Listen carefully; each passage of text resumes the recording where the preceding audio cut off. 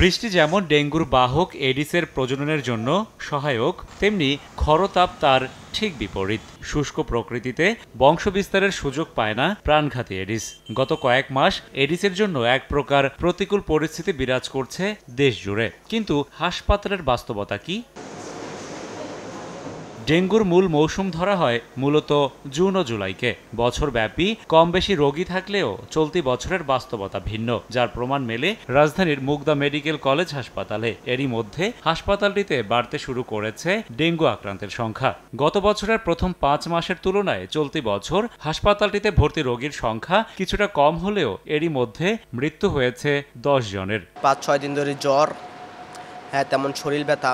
সিবিসিতে platelet level নেমে গেছে অনেক নিচে। কোনো কিছু খাওয়াইতে আছে মুখে, শুধু খালি বমি বমি আসে। দিনে 3-4 বার করে বমি আসে, পেটে ব্যথা। একদিন মশার ওষুধ ছিটাইলে 2-3 দিন আর ছিটায় না।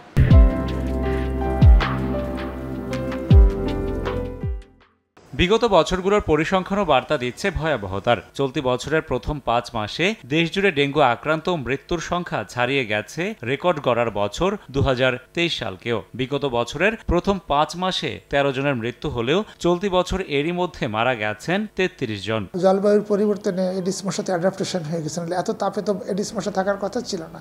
সুতরাং কি ঘটবে এটা বৃষ্টি হওয়ার পরে আমাদের একটু অপেক্ষা করতে হবে।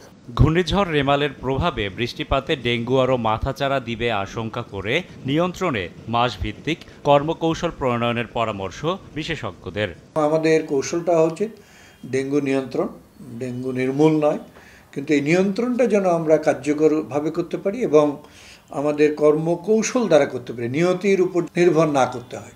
ডেঙ্গুতে 3 লাখের বেশি আক্রান্ত ও 1705 জনের মৃত্যুর মধ্য দিয়ে রেকর্ড গড়ে 2023 সাল।